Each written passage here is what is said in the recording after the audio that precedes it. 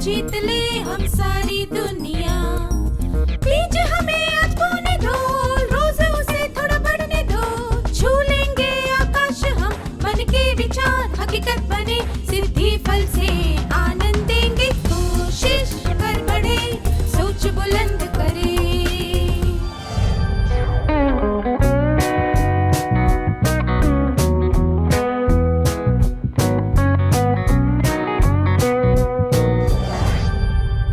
नमस्ते छात्रों, क्या आप सब मजे में हैं? अच्छी बात है। आइए हम आज के सत्र की शुरुआत किसी परिस्थिति पर आधारित एक प्रश्न से करते हैं। कल्पना कीजिए कि सुमेर नाम का एक देश बवान देश पर हमला कर रहा है। इस पर बवान देश की क्या प्रतिक्रिया होगी? अपनी स्थिति और ताकत के आधार पर बवान देश हमले का सामना करेगा, या पीछे हट जाएगा, या फिर हार मान लेगा।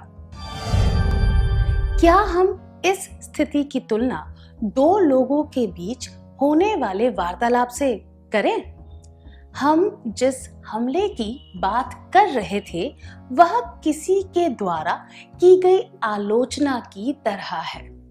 आमतौर पर यह देखा जाता है कि आलोचना का सामना करते वक्त लोग इसी तरह के रास्ते अपनाते हैं। 1. कुछ लोग खुद को धोखा देकर आलोचना स्वीकार कर लेते हैं और हार मान लेते हैं। 2. कुछ लोग यह जताते हैं कि उन्होंने हार मान ली है, पर वे खामोशी से अपना गुस्सा जाहिर करते हैं। 3. कुछ लोग पीछे हट जाते हैं ताकि वे बाकी की आलोचना से बच सके। 4. कुछ लोग ऐसा जताते हैं कि वे पीछे हट रहे हैं, पर वे सामने वाले को फंसाना चाहते हैं। 5. कुछ लोग खुद को बचाने के लिए अपनी बात को सही साबित करने की कोशिश करते हैं। 6. कुछ लोग खुद को बचाने के लिए दूसरों पर दोष डाल देते हैं। अब एक कार्यकलाप करेंगे। कल्पना कीजिए कि अरुण के पिताजी, दोस्त, शिक्षक और उसका छोटा भाई उसकी शर्ट की आलोचना कर रहे हैं। अलग अलग मौकों पर वे अरुण से कहते हैं कि तुम्हारी शर्ट अच्छी नहीं है। क्या अरुण उन सब के सामने एक जैसी प्रतिक्रिया करेगा? जब कोई हमारी आलोचना करता है तो हमारी प्रतिक्रिया कुछ बातों पर निर्भर करती है। हम यह देखते हैं कि आलोचना करने वाले की उम्र, भाषा, बोलने का तरीका, परिस्थिति, इरादा और उसके साथ हमारा रिश्ता कैसा है। आलोचना का सामना करना किसी हमले का सामना करने के बराबर है, पर इन दोनों के बीच सबसे बड़ा फर्क यह है कि युद्ध में जीवन और मृत्यु का सवाल होता है, पर आलोचना में ऐसी कोई बात नहीं होती। आइए कुछ उदाहरणों के द्वारा हम आलोचना के बारे में और जानने की कोशिश करते हैं। दिनेश खाना बनाने की कोशिश कर रहा था। उसने आलू का पराठा बनाकर अपने भाई को और एक दोस्त को खिलाया। पराठा थोड़ा कच्चा था। उसके दोस्त जगत ने कहा, स्वाद तो ठीक है, पर इसे थोड़ा और सेक देते तो एकदम सही बनता।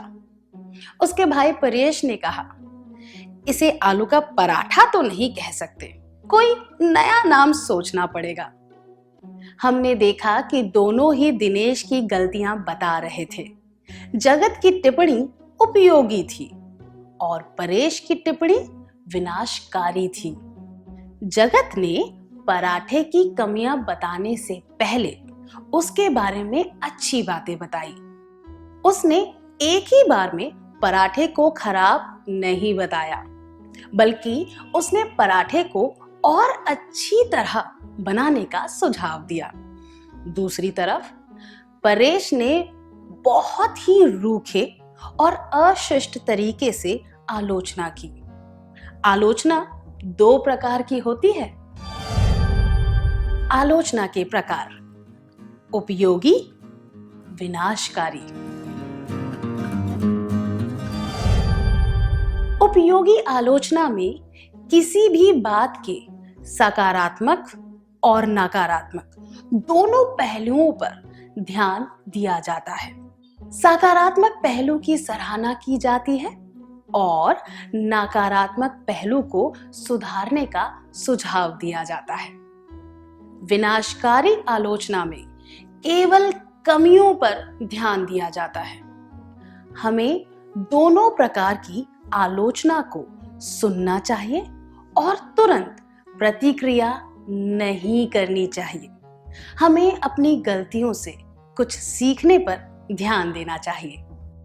आइए अब एक परिस्थिति पर नजर डालते हैं। गोपाल को स्कूल में दिए गए एक सामूहिक कार्य का नेता बनाया गया। कार्य शुरू करने से पहले गोपाल ने सबको निर्देश दिए थे कि चाट में क्या होना चाहिए।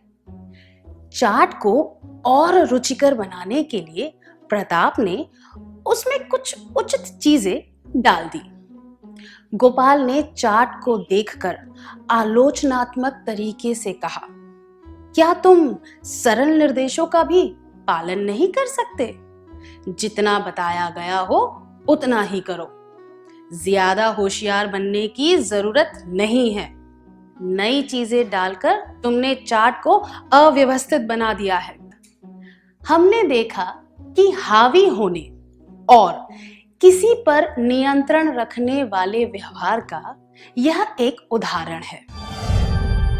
प्रताप की आलोचना करके वह उसे काबू में रखना चाहता था और खुद को श्रेष्ठ दिखाना चाहता था। इस तरह की आलोचना को नियंत्रण में रखने वाली आलोचना कहा जा सकता है। इस तरह की आलोचना में धौंस जमाने के संकेत मिलते हैं और यह अत्याचार तक भी पहुंच सकती है। आलोचना के प्रकार: उपयोगी, विनाशकारी। नियंत्रण रखने वाली आलोचना: कभी कभी ऐसी आलोचना किसी नकारात्मक इरादे के बिना भी की जाती है, पर इस तरह की टिप्पणी पर ज्यादा ध्यान नहीं देना चाहिए। क्या आपके साथ कभी ऐसा हुआ है कि आपने उम्मीद से ज्यादा काम किया हो और उसके लिए आपकी आलोचना हुई हो? दूसरे शब्दों में कहें तो क्या कभी आपके साथ नियंत्रण वाली आलोचना हुई है? अब एक और परिस्थिति पर ध्यान दीजिए। प्रकाश के चाचा जी अखबार पढ़ रहे थे। उन्होंने ऐसी घटना के बारे में पढ़कर सुनाया जिसमें किसी छात्र ने अनुचित व्यवहार किया था। उन्होंने जोर से कहा, अरे रे, आजकल के छात्र तो बहुत ही दुष्ट होते हैं, बिल्कुल बिगड़े हुए।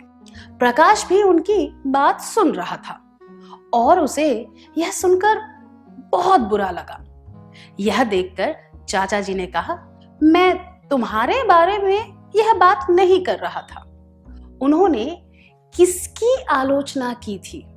अखबार में जिन छात्रों के बारे में कहा गया था उनकी, या प्रकाश के अलावा दुनिया के सब छात्रों की, या फिर उन छात्रों की जिन्हें वे नहीं जानते?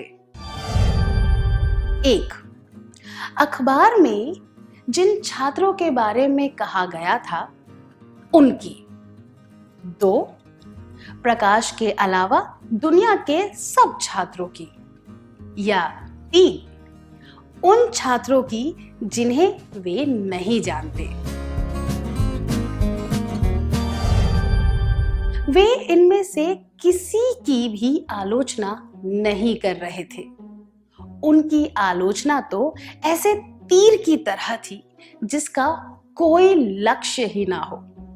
वे तो बस आम तौर पर यह बात कर रहे थे। जो लोग खुद को हमेशा सही साबित करना चाहते हैं, वे इस तरह की बातें बोलते हैं। इस तरह की आलोचना का कोई निश्चित उद्देश्य नहीं होता।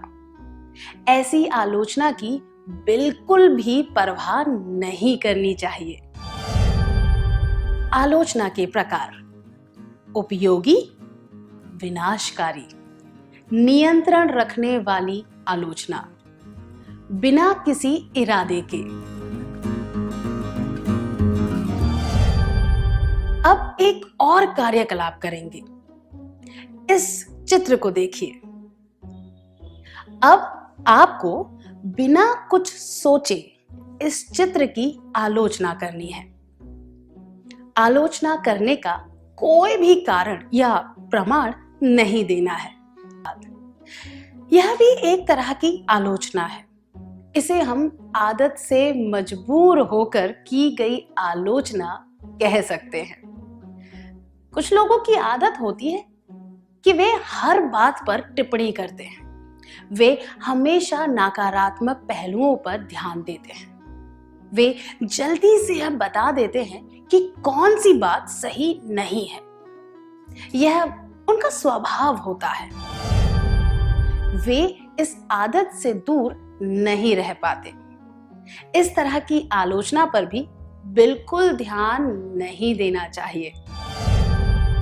आलोचना के प्रकार: उपयोगी, विनाशकारी, नियंत्रण रखने वाली, बिना किसी इरादे के, आदत से मजबूर होकर की गई। क्या आप कभी ऐसे व्यक्ति से मिले हैं जिसने इस तरह की आलोचना की हो? उदाहरण के लिए, अगर आपने कोई चित्र या रंगोली बनाई, तब उस व्यक्ति ने आदत से मजबूर होकर किस तरह आलोचना की? संक्षिप्त में कहें तो हमें उपयोगी और विनाशकारी आलोचना को ठंडे दिमाग से सुनना चाहिए और उनमें बताए गए तथ्यों पर ध्यान देना चाहिए। हमें बिना किसी इरादे वाली, नियंत्रण में रखने वाली और आदत से मजबूर होकर की गई आलोचना पर बिल्कुल ध्यान नहीं देना चाहिए। क्या हम अब तक सीखी हुई बातों का सार संक्षेप कर लें?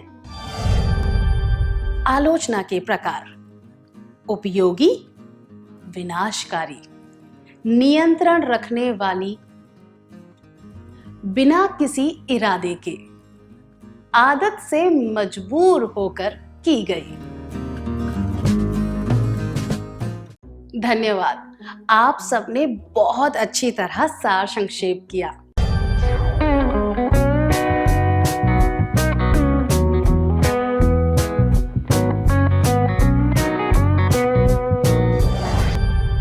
आलोचना करना तो मनुष्य के स्वभाव में है।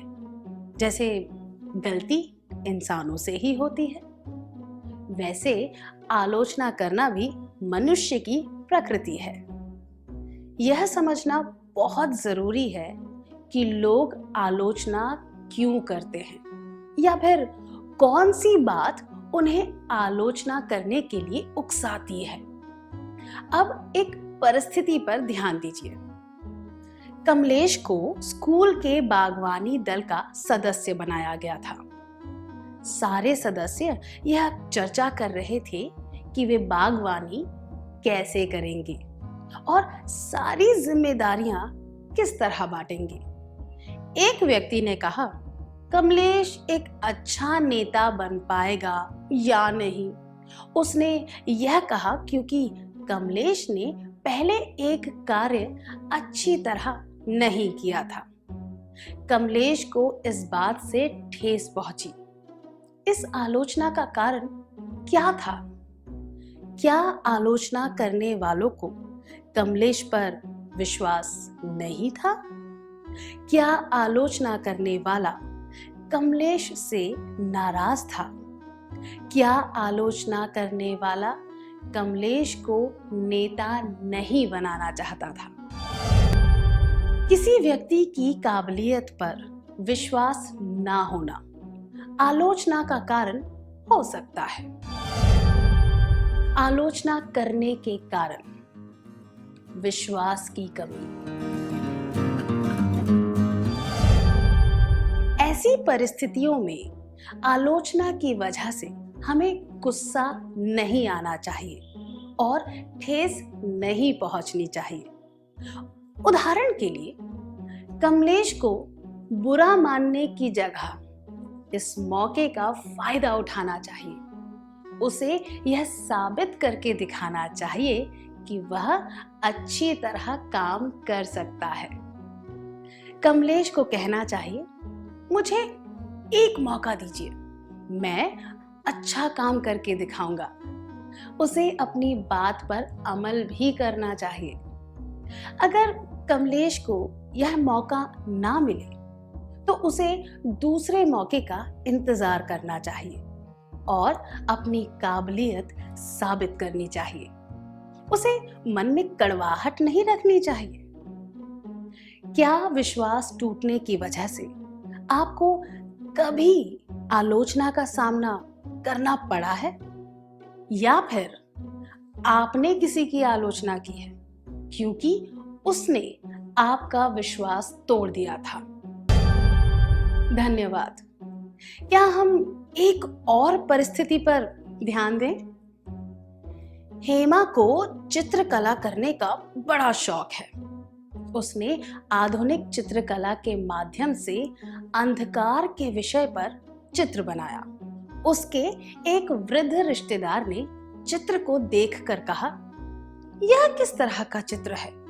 कितना दुख भरा है और कुछ भी स्पष्ट नहीं दिख रहा। बस यहाँ वहां कुछ रेखाएं खींची हुई हैं। क्या तुम ऐसा चित्र नहीं बना सकती जो रंगीन हो, जिसमें सब कुछ साफ दिख रहा हो? यह आलोचना ज्ञान या जानकारी की कमी की वजह से हुई थी। यह तो स्पष्ट है कि वह रिश्तेदार अपने हिसाब से किसी और आधार पर चित्र को आंक रहा था।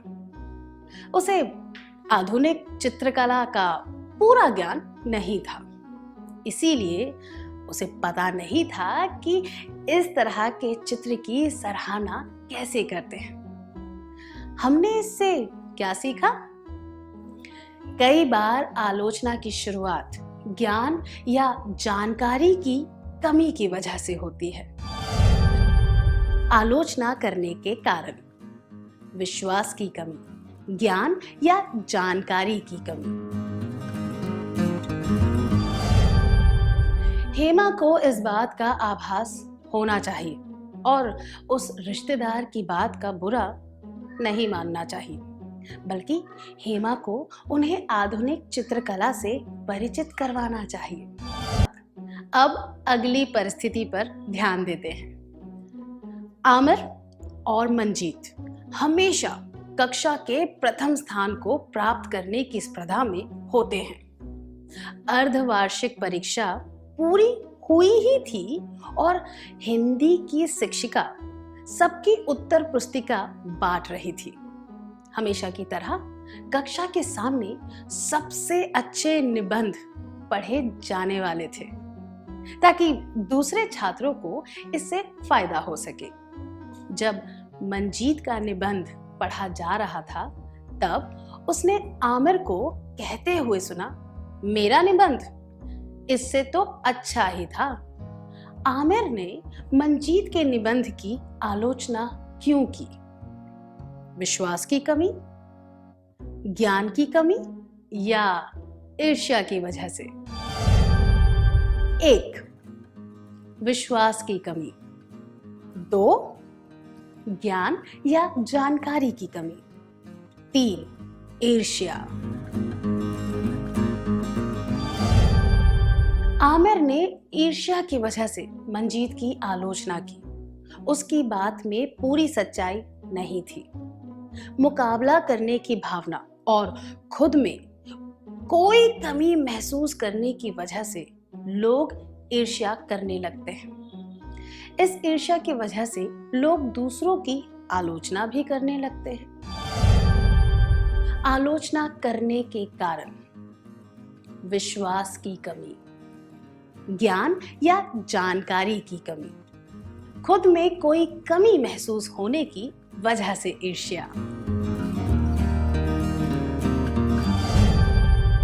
इस बात की जानकारी होने से हम आलोचना को सही तरीके से समझ पाते हैं। अगर हमें पता हो कि कोई व्यक्ति ईर्ष्या की वजह से आलोचना कर रहा है, तो हमें बेकार में परेशान नहीं होना चाहिए। निशा, जूली और अजय एक प्रश्न प्रतियोगिता जीतने के बाद घर लौट रहे थे। वे अपने अनुभव के बारे में बात कर रहे थे। अजय ने कहा, जूली ने कठिन सवालों के सही जवाब दिए, उससे हमें बहुत मदद मिली। निशा ने तुरंत कहा, यह मत भूलो कि उसने 2 गलत जवाब भी दिए थे। अगर मैं कुछ सवालों के जवाब समय पर नहीं देती तो हम हार जाते। अब इस परिस्थिति पर ध्यान दीजिए। वीणा और उसके दोस्त हर 2 महीने में एक बार अपनी कक्षा की एक पत्रिका प्रकाशित करते हैं। वे उस पत्रिका के पहले पन्ने पर हमेशा एक ही चित्र लगाते हैं। जब वीणा ने कहा, इस बार पत्रिका का चित्र बदल देना चाहिए, तो उसके सब दोस्तों ने कड़ी आलोचना की। वीणा को यह बात अच्छी नहीं लगी। आपको क्या लगता है, इस आलोचना का क्या कारण था? क्या इसका कोई कारण नहीं था? जानबूझकर वीणा की आलोचना करने की इच्छा या फिर परिवर्तन का विरोध? 1. कोई कारण नहीं। 2. वीणा की आलोचना करने की इच्छा। 3. परिवर्तन का विरोध। सही कहा, इसका मुख्य कारण है परिवर्तन का विरोध करने की आदत। आलोचना करने के कारण विश्वास की कमी, ज्ञान या जानकारी की कमी, खुद में कोई कमी महसूस होने की वजह से ईर्ष्या, परिवर्तन का विरोध करने की आदत। बदलाव को आते देख लोग हमेशा संकोच जताते हैं। परिवर्तन के प्रति उनकी पहली प्रतिक्रिया आलोचना के रूप में होती है। वीणा को इस बात का बुरा नहीं मानना चाहिए, बल्कि उसे अपने दोस्तों को यह समझाना चाहिए कि नए नए चित्रों से क्या फायदा हो सकता है। उसे दूसरों की आलोचना से परेशान नहीं होना चाहिए। अब एक और परिस्थिति पर नजर डालते हैं। विनय ने कुछ नए दोस्त बनाए हैं और वह उनके साथ बहुत समय बिताने लगा है। इसकी वजह से वह देर से घर आता है। जब उससे इस बारे में पूछा जाए तो वह चालाकी से बात को बदल देता है। एक दिन उसके भाई ने उससे कहा कि उसके नए दोस्त कुछ ठीक नहीं है और उसे सोच समझकर दोस्त चुनने चाहिए। यह सुनकर विनय को गुस्सा आ गया और उसने कहा, अगर मुझे तुम्हारी राय की जरूरत होगी तो मैं मांग लूंगा। तब तक के लिए मुझे और मेरे दोस्तों को अकेला छोड़ दो, ठीक है? क्या आप दोनों स्वेच्छा से विनय और उसके भाई की भूमिका निभाना चाहेंगे? आपको अभिनय द्वारा यह दिखाना है कि इसके आगे क्या हुआ होगा।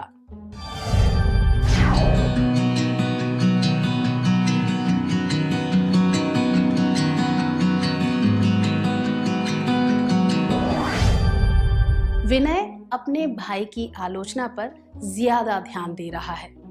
और असली मुद्दे के बारे में नहीं सोच रहा। आलोचना करने के कारण विश्वास की कमी, ज्ञान या जानकारी की कमी, खुद में कोई कमी महसूस होने की वजह से ईर्ष्या, परिवर्तन का विरोध करने की आदत, सच्ची फिक्र। अगर वह समझ जाता कि उसके भाई को उसकी फिक्र है, तो वह आलोचना के सकारात्मक पहलू को देख पाता। उसका भाई उसकी गलतियां निकालने के लिए आलोचना नहीं कर रहा था। इस तरह की परिस्थितियों में आलोचना एक राय की तरह होती है। इस आलोचना का मकसद शिकायत करना नहीं होता। इसीलिए यह जानना जरूरी होता है कि आलोचना करने के पीछे उस व्यक्ति का मकसद क्या है। सच्ची फिक्र की वजह से की गई आलोचना को स्वीकार कर लेना चाहिए। क्या हम अब तक सीखी हुई बातों का सार संक्षेप कर लें? आलोचना के प्रकार: 1. उपयोगी, 2. विनाशकारी, 3. नियंत्रण में रखने वाली, 4. बिना किसी इरादे के, 5.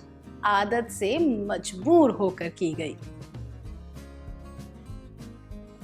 आलोचना करने के कारण विश्वास की कमी, ज्ञान या जानकारी की कमी, खुद में कोई कमी महसूस होने की वजह से ईर्ष्या, परिवर्तन का विरोध करने की आदत, सच्ची फिक्र। आलोचना का सामना कैसे करें? आलोचना करने वाले को समझाना या जानकारी देना, आलोचना के इरादे यानी मकसद को समझना, आलोचना की परवाह ना करना, परिवर्तन की अहमियत समझना, आलोचना करने वाले को विश्वास दिलाना।